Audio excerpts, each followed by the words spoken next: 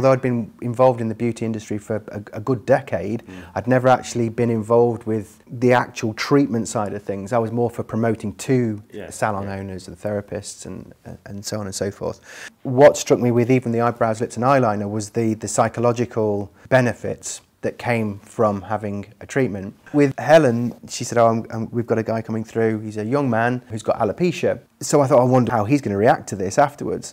The guy was nearly crying, and he kept doing this, he's going, wow, wow. When he looked at me after he had it done, and there was still redness and everything else, they just looked real. And the cog started turning about, how can I be involved in this other than just being a cameraman or a designer or whatever else? But then she said, oh, we're going to do Scalp. We're going to do Scalp. And I was like, what's that sort of thing?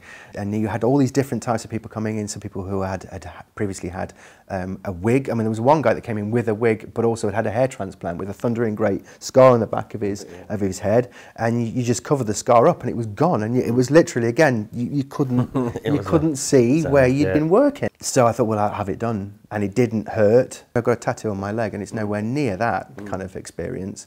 After having that done and seeing what effect it was having on everybody else, I was also entertaining the idea of having a film studio that was purpose-built as a salon and have therapists here and technicians here.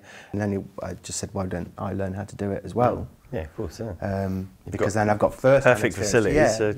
So I've been on a training course. I'm working on my first model with Emma as part of my case study work.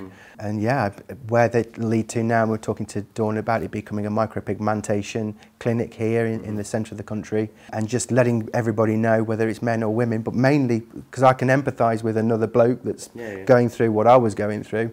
And convince them it's a good idea. And it's also a finishing touches training school as well, so people come here and we get to film it. It's just getting deeper and deeper into the industry and getting a much better knowledge of it, really, to be able to then tell everybody else what it's like.